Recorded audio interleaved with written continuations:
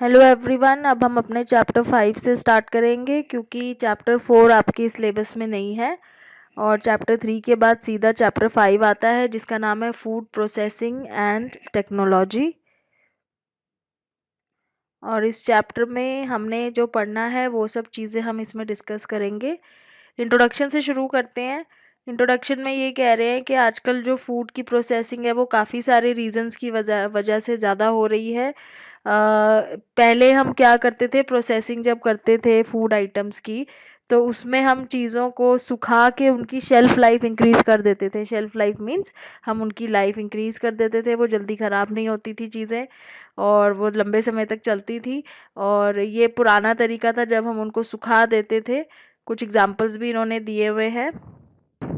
जैसे यहाँ पे लिखा हुआ है कि पहले जो फूड है उसकी डाइजेस्टिबिलिटी इंक्रीज़ करने के लिए, पैलेटेबिलिटी इंक्रीज़ करने के लिए, इजीली डाइजेस्ट हो जाए, खाने में अच्छा लगे, तो हम ये सारी चीज़ें करते थे। जैसे अचार बनाना हो गया, मुरब्बा बनाना हो गया, पापड़ हो गया, इन सब चीज़ों को हम क्या करते थे, सुखा के उसके बाद उनको हम ऑयल यूज़ करके या different type of spices use करते थे जिससे ये चीज़ें बन जाती थी।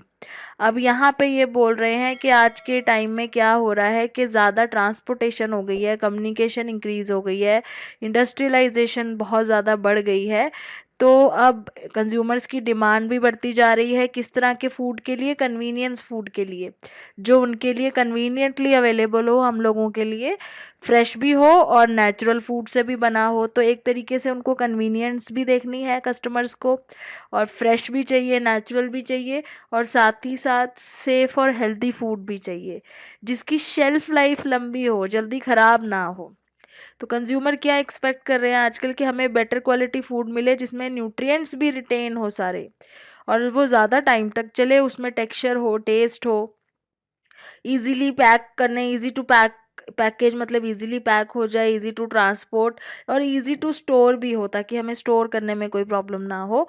तो ये एक चैलेंज हो गया है आजकल के फूड टेक्नोलॉजिस्ट के लिए कि उनको हमें ये सारी चीज़ें प्रोवाइड करवानी है। टेस्ट भी होना चाहिए, उसमें न्यूट्रिशन भी होना चाहिए, easy to pack, easy to store, easy to transport होना चाहिए, सेफ़ होना चाहिए, हेल्दी होना चाहिए। तो कस्टमर की इतनी डिमांड बढ़ गई है और वही चीज़ें अब एक तरह से चैलेंज बनती जा रही है फूड मैन्युफैक्चरर्स के लिए, फूड प्रोड्यूसर्स के लिए। और ज़्यादातर हम लोग आजकल रेडीमेड फूड क्यों खा रहे हैं, क्योंकि टाइम की कमी हो गई है लोगों के पास। All are working, men women दोनों तरह के लोग, जो है हर तरह के लोग अब काम करने जाते हैं, तो इतना ज़्यादा फ्रेश बना के खाने का टाइम किसी के पास नहीं होता। अब इसमें कुछ एग्जांपल्स हैं, जैसे बिस्किट्स हैं, ब्रेड्स हैं, पिकल्स है, पापड़ है, रेडी टू ईट कड़ी है, मील आइटम्स है, स्नैक्स है। इस तरह के फूड जो है, वैरायटी ऑफ फूड बनाने के लिए आजकल बहुत सारी टेक्नोलॉजी भी यूज़ हो रही है। सिग्निफिकेंस क्या है हमारे फूड इंडस्ट्री का? सिग्निफिकेंस ये है कि पहले हमारी फूड इंडस्ट्री एग्रो डेफिसिट होती थी, मतलब कम बनता था, फूड प्रोडक्ट कम बनता था, डिमांड ज़्यादा होती थी। आजकल उल्टा हो गया है, एग्रो सरप्लस हो गई है। दैट मीन्स कि अब ज़्यादा प्रोड्यूस होता है और डिमांड जितनी है उससे कहीं ज़्यादा प्रोड्यूस होता है। उसकी वजह से हमें स्टोरेज करनी पड़ती है क्योंकि डिमांड से ज़्यादा प्रोड्यूस हो रहा है, स्टोरेज करनी पड़ती है, and processing of agricultural and horticulture product. Okay, तो अब एक मेजर इंडस्ट्री जो है हमारी वो है फूड प्रोसेसिंग इंडस्ट्री, जो रैंक में 5th in terms of size के मामले में 5th नंबर पे आती है। ये आपके एमसीक्यू क्वेश्चंस में आ सकता है। 5th in number of size, contributing to nearly 6% of GDP का 6% कंट्रीब्यूट करती है। इसके अलावा भी क्या क्या रीज़न है कि हमारी इंडस्ट्री जो है आज के टाइम पे इतनी बड़ी हो चुकी है, प्रोसेसिंग इंडस्ट्री? चेंजिंग लाइफस्टाइल है, इंक्रीज मोबिलिटी है, लोगों का आना जाना है, ग्लोबलाइजेशन है, ये सारे रीजंस हैं जिसकी वजह से फूड इंडस्ट्री इतनी बड़ी हो गई है। फर्दर ये कुछ इंपॉर्टेंट चीज़ें बता रहे हैं कि 14 जनवरी 2010 में गवर्नमेंट ने एक चीज़ अनाउंस करी थी कि वो मेगा फूड प्रोसेसिंग पार्क जो हैं वो सेटअप करेंगे। उससे क्या होगा कि जो फूड प्रोसेसिंग इंडस्ट्री है उसको बूस्ट मिलेगा बहुत ज़्यादा। तो this is an important point for your MCQ. Then food fortification की बात कर रहे हैं, क्योंकि आजकल डेफिशिएंसी की बहुत प्रॉब्लम्स हो रही हैं लोगों को, खाने में इतने न्यूट्रिएंट्स नहीं होते हैं जितने हमें चाहिए होते हैं, तो इसलिए फूड फोर्टिफिकेशन किया जाता है।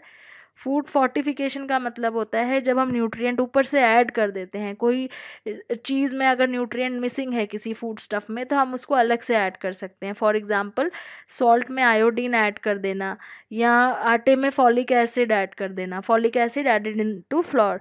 तो इस तरीके से ऑयल में विटामिन ए ऐड कर देना, तो ये हम क्या कर रहे हैं, ये हम फूड फोर्टिफिकेशन कर रहे हैं, जब हम अलग से कोई न्यूट्रिएंट उसमें ऐड कर रहे हैं जो उस फूड स्टफ में नहीं है।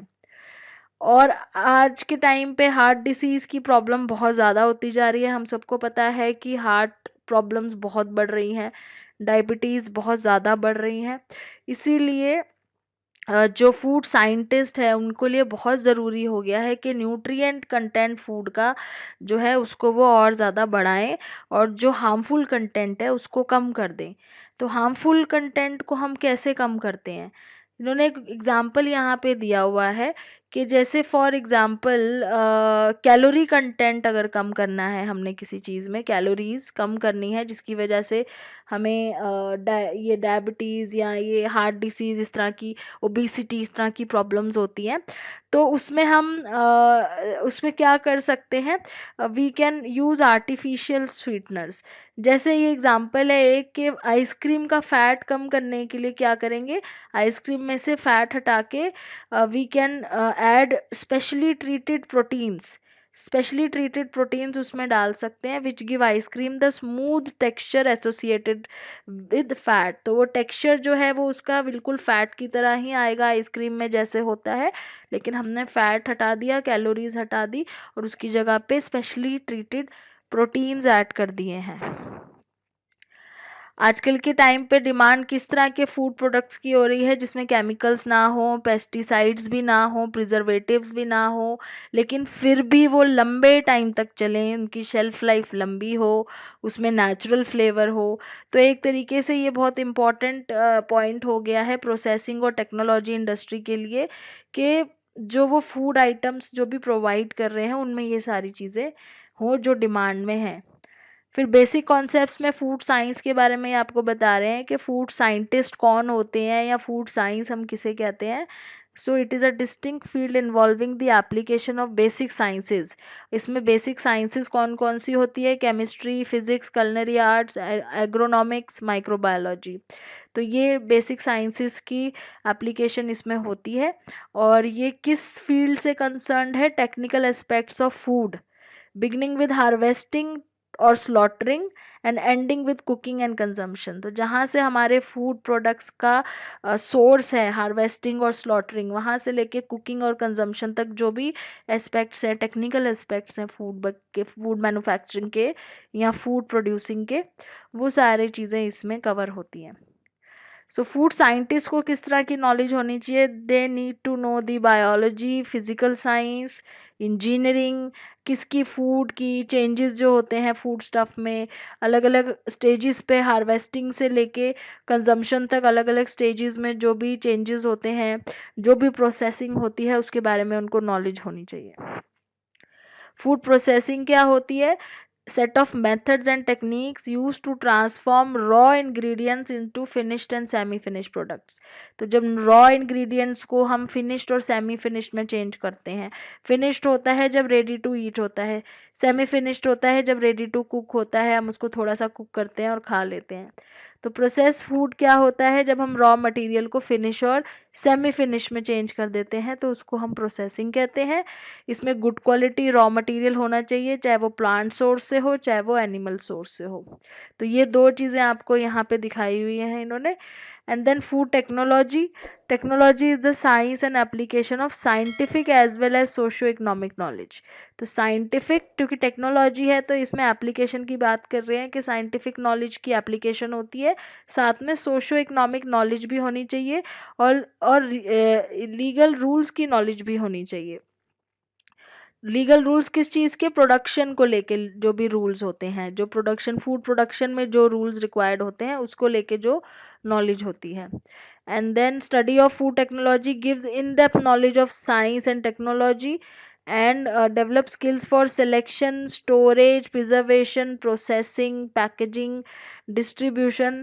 ये सारी चीज़ें खाने से रिलेटेड के सिलेक्शन, सही फूड प्रोडक्ट का सिलेक्शन कैसे करना है, स्टोरेज कैसे करना है, प्रिजर्व कैसे करना है, प्रोसेस कैसे करना है, पैकेज कैसे करना है, डिस्ट्रीब्यूट कैसे करना है, ये सारी चीज़ें इसके अंदर आ जाती हैं। तो यहाँ पे आपको फूड टेक्नोलॉजी से रिलेटेड एक पिक्चर भी दिखाई है। देन फूड मैन्युफैक्चरिंग क्या होता है, mass production of food product, जब बहुत लार्ज स्केल पे फूड प्रोडक्ट्स बनाए जाते हैं एंड जिसमें फूड प्रोसेसिंग टेक्नोलॉजी के प्रिंसिपल्स यूज़ होते हैं and it is one of the largest industry. आज के टाइम पे ये लार्जेस्ट इंडस्ट्री है प्रेजेंट टाइम पे। अच्छा, इसकी डेवलपमेंट कैसे हुई थी फूड प्रोसेसिंग इंडस्ट्री की, तो यहाँ पे ये 1810 की बात कर रहे हैं जब पहली बार प्रोसेसिंग की गई थी और उसमें कैनिंग प्रोसेस का कैंड फूड बनाया गया था, कैनिंग प्रोसेस का यूज़ किया गया था। और ये बहुत ही फेमस नाम है और बहुत इंपॉर्टेंट नाम है आपके एग्ज़ाम पॉइंट ऑफ व्यू से, निकोलस एपर्ट का। तो निकोलस एपर्ट ने जो है ये कैनिंग प्रोसेस शुरू करा था और ये बहुत इम्पॉर्टेंट है आपके एमसीक्यू के लिए। And canning had a major impact on food preservation technique. इसके बाद से क्या हुआ था, फूड प्रिजर्वेशन बहुत ज़्यादा इम्पैक्टफुल हो गया था कैनिंग टेक्निक के। जब से कैनिंग शुरू हुई, कैन फूड बनने शुरू हुए थे 1810 में, जो कि सबसे पहले निकोलस एपर्ट ने किया था। फिर लुइस पैस्चर की बात कर रहे हैं। लुइस पैस्चर ने भी 1864 में एक बहुत बड़ा कंट्रीब्यूशन दिया था जब इन्होंने रिसर्च करी थी कि जो वाइन है वो कैसे स्पॉइल होती है। तो स्पॉइलेज ऑफ वाइन के ऊपर इन्होंने रिसर्च करी थी बहुत ज़्यादा फूड टेक्नोलॉजी के नॉलेज को यूज़ करके। और उसके अलावा उन्होंने रिसर्च किस पे करी थी, वाइन के बाद अल्कोहल पे, विनेगर पे एंड बियर पे एंड सॉरिंग ऑफ मिल्क। दूध खराब क्यों होता है, मिल्क खराब क्यों होता है, वहीं से ये टेक्निक आई थी पैस्चराइजेशन। लुइस पैस्चर के नाम से ही ये टेक्निक है pasteurization. And the process of treating milk to destroy disease producing organism. तो जब हम मिल्क में डिसीज प्रोड्यूसिंग ऑर्गेनिजम्स को ट्रीट करते हैं, सडनली कोई चीज़ गर्म करके उसको ठंडा कर देते हैं, उसको पैस्चराइजेशन बोलते हैं, जिससे उसके अंदर जो ऑर्गेनिजम्स हैं वो डिस्ट्रॉय हो जाते हैं। Food technology was initially use to serve military needs. तो पहले क्या होता था, मिलिट्री वाले जो सोल्जर्स और जो फाइटर्स होते थे, मिलिट्री पीपल के लिए फूड टेक्नोलॉजी का यूज़ ज़्यादा होता था। या फिर जो वॉर वगैरह में जो लोग काम करते थे, जो वॉर वगैरह लड़ने जाते थे या जो स्पेस एक्सप्लोरेशन के लिए जाते थे, उनके लिए ये सारी चीज़ें ज़्यादा काम आती थी क्योंकि उनको रेडी टू कुक या रेडी टू ईट आइटम्स चाहिए होते थे। धीरे धीरे क्या हुआ, इंस्टेंट सूप मिक्सेस आने शुरू हुए, रेडी टू कुक आइटम्स इतनी ज़्यादा फेमस हो गई कि डे टू डे हमारे नॉर्मल हाउसेस में भी ये इसकी डिमांड बढ़ती गई। स्पेशली जब हुआ जब वुमेन वर्क करना शुरू हो गई, जब लेडीज़ काम करना शुरू करें, तो उनके पास घर में टाइम नहीं होता था कुछ बनाने का, तो उस टाइम पे प्रोसेस फूड की रिक्वायरमेंट बढ़ती गई। फूड टेक्नोलॉजीज आज के टाइम पे क्या एफर्ट लगा रहे हैं कि वो सेफ़र और फ्रेशर फूड बनाए। तो 21st सेंचुरी में इनके ऊपर एक चैलेंज है कि वो सूटेबल फॉर हेल्थ फूड बनाए, जो हेल्थ के लिए अच्छा हो और जो हमारी चेंजिंग नीड्स को केटर करे। And then food technology has provided a vast variety of safe and convenient food. अब इसके आगे इसकी इम्पोर्टेंस के बारे में बात करेंगे, फूड प्रोसेसिंग एंड प्रिजर्वेशन की क्या इम्पोर्टेंस है। It has already been mentioned that food processing is a branch of manufacturing, जहाँ पे रॉ मटेरियल को क्या करते हैं, इंटरमीडिएट फूड स्टफ में या रेडी टू कुक या रेडी टू ईट यानी फिनिश्ड और सेमी फिनिश्ड में चेंज करते हैं साइंटिफिक नॉलेज का यूज़ करके। So changes in the product often reduce preparation time. तो ऐसे क्या होता है, प्रिपरेशन टाइम कम हो जाता है पकाने का क्योंकि वो ऑलरेडी सेमी फिनिश्ड हो चुका होता है और उसमें वैल्यू बढ़ जाती है, ठीक है। एंड शेल्फ लाइफ भी बढ़ जाती है उन चीज़ों की जिनको हम प्रोसेस कर चुके होते हैं। Foods are subject to physical, chemical and biological deterioration. कई बार क्या होता है कि डिटीरियोरेशन भी हो जाता है, एंड उससे क्या होता है, स्पॉइलेज होता है, ऑफ फ्लेवर डेवलप हो जाते हैं, टेक्सचर ख़राब हो जाता है, डिस्कलरेशन हो जाता है, न्यूट्रिटिव वैल्यू लूज़ हो जाती है, उसमें से न्यूट्रिएंट्स ख़त्म हो जाते हैं, दिखने में ख़राब लगता है, खाने के लिए अनसेफ हो जाता है। इस तरह का खाना जिसमें ये सारी चीज़ें हो जाती हैं वो खाने के लिए अनसेफ हो जाता है।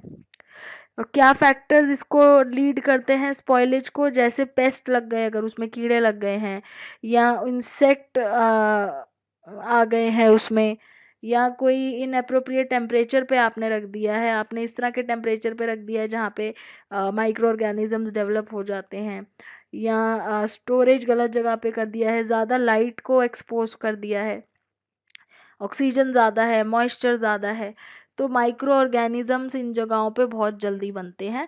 और कभी कभी एंजाइम से भी डिग्रेडेशन हो जाती है, ये भी बहुत इंपॉर्टेंट है। एंजाइम क्या करते हैं, जैसे थोड़े टाइम बाद खाना सड़ने लगता है तो एंजाइम की प्रेजेंस में वो और जल्दी होता है, तो वो एंजाइम एक तरह का कैटलिस्ट की तरह काम करता है। ये क्लास ऑफ प्रोटीन मॉलिक्यूल्स है जो बायोलॉजिकल कैटलिस्ट है, जो केमिकल रिएक्शंस फास्ट कर देते हैं। So food processing and preservation are required to preserve the food in edible and safe form. तो इसीलिए हम प्रोसेसिंग एंड प्रिजर्वेशन करते हैं ताकि ये सब चीज़ें ना हो। तो इसके पुराने तरीके क्या हैं, सन ड्राइंग, धूप में सुखाना, फर्मेंटेशन करना, सॉल्टिंग, पिकलिंग, कैंडिंग, रोस्टिंग, ये तो पुराने तरीके हैं, ठीक है, प्रिजर्वेटिंग के। अब आजकल नई टेक्निक्स भी आ गई हैं। तो पहले यहाँ पे कुछ क्लासेस ऑफ फूड है। पेरिशेबल फूड हम सब ने ये बचपन में भी पढ़ा हुआ है। पेरिशेबल फूड किसे बोलते हैं, जो 1-2 दिन में ख़राब हो जाते हैं, जैसे दूध, दही, फिश, मीट। और ज़्यादातर जो प्रोटीन की चीज़ें होती हैं वो पेरिशेबल होती हैं।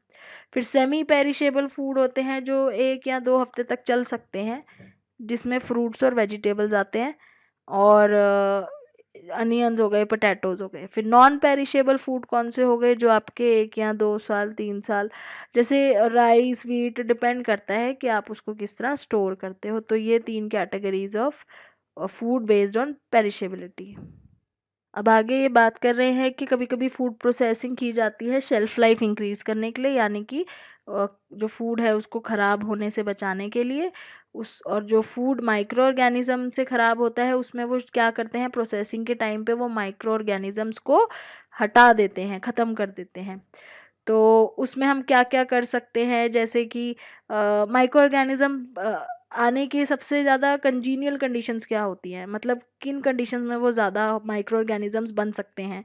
उसके लिए कंडीशंस होती हैं, अगर अवेलेबिलिटी ऑफ न्यूट्रिएंट है, या मॉइस्चर है, या एकदम ऑप्टिमम पीएच है, या ऑक्सीजन है। तो ये सारी चीज़ें अगर प्रेजेंट होंगी तो माइक्रो ग्रोथ होगी, माइक्रोबियल ग्रोथ होगी। अगर आप इन सारी चीज़ों को रोक दोगे तो माइक्रोब्स नहीं बनेंगे। तो हम क्या कर सकते हैं, हम हीट से टेम्परेचर बढ़ा सकते हैं, रिमूवल ऑफ वाटर, मॉइस्चर हटा सकते हैं, टेम्परेचर कम कर सकते हैं, ठंडा कर सकते हैं, पीएच कम कर सकते हैं, या ऑक्सीजन एयर टाइट कर सकते हैं। इन सब चीज़ों को करने से क्या होगा, हमारे माइक्रोबियल ग्रोथ बंद हो जाएगी। तो यहाँ लिखा हुआ है कुछ फैक्ट के bacteria prefer protein rich food. तो प्रोटीन वाले फूड बैक्टीरिया ज़्यादा प्रेफर करते हैं, इसीलिए वो जल्दी ख़राब होते हैं, उन्हें बोलते हैं high risk food. Bacteria grow at any temperature between 5 to 60 degree Celsius. तो ये वो टेम्परेचर है जिसमें सबसे ज़्यादा बैक्टीरिया ग्रो करता है, इसको हम बोलते हैं डेंजर जोन।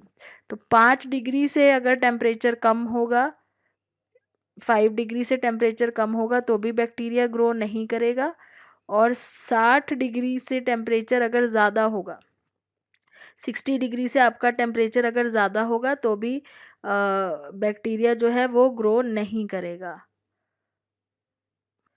तो ये कई बार आपको क्वेश्चन पूछ लिया जाता है कि कौन सा टेम्परेचर सेफ़ है। तो 5 डिग्री से टेम्परेचर कम हो अगर, और 60 डिग्री से टेम्परेचर ज़्यादा हो अगर, तो आपका बैक्टीरिया ग्रो नहीं करेगा।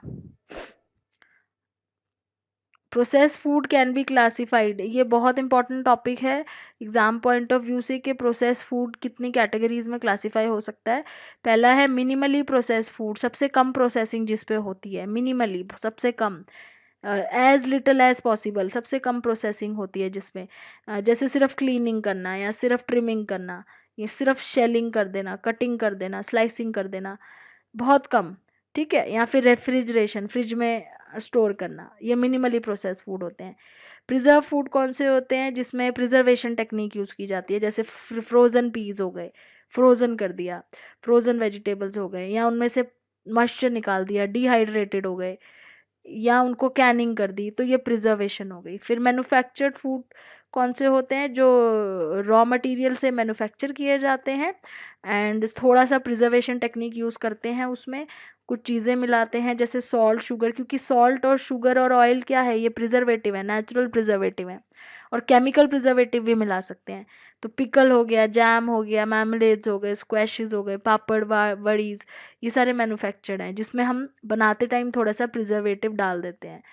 फॉर्मुलेटेड फूड कौन से हो गए, जिसमें mixing of, processing of individual ingredients, अलग अलग इंग्रेडिएंट्स की प्रोसेसिंग करके उनको मिक्स किया जाता है। जब हम जैसे ब्रेड, बिस्किट, आइसक्रीम, जो बेकिंग के टाइम पे जो चीज़ें बनती हैं, उसको आप फॉर्मुलेटेड में डाल सकते हो। फूड डेरिवेटिव्स होते हैं जो डिराइव किए जाते हैं किसी एक प्रोडक्ट से, उसके कंपोनेंट होते हैं, ऑब्टेन किए जाते हैं। जैसे शुगर कहाँ से ली जाती है, शुगर केन से। ऑयल कहाँ से लिया जाता है, ऑयल सीड से, किसी सीड से लिया जाता है ना ऑयल। तो ये सारी चीज़ों को हम फूड डेरिवेटिव बोलते हैं। और एक चीज़ यहाँ पे और है, कभी कभी आपको क्वेश्चन ये भी आ सकता है, हाइड्रोजनेशन क्या होता है। तो ऑयल को जब हम वनस्पति में चेंज करते हैं, that is called hydrogenation. Next है फंक्शनल फूड। फंक्शनल फूड वो होते हैं जो हमारी बॉडी में जाके एक अच्छा काम करते हैं, which are beneficial for us. तो उसको प्रोबायोटिक और लाइकोपीन, दो एग्जाम्पल दिए हुए हैं। लाइकोपीन किस में होता है, टमाटो में होता है, टमाटर में होता है। और प्रोबायोटिक का एग्जाम्पल है याकुल्ट, जो हम पीते हैं खरीद के बाज़ार से।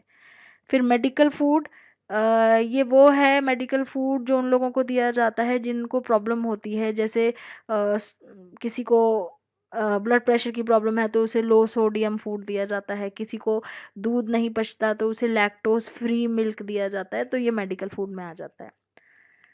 सो नेक्स्ट थिंग इज़ ये वाला जो है नेक्स्ट, इसके आगे हम अब नेक्स्ट वीडियो में यहाँ से स्टार्ट करेंगे। और जहाँ तक अभी हमने पढ़ा है आप इसको देखिए। If anything you want to ask, you can write down in the comment section. Thank you.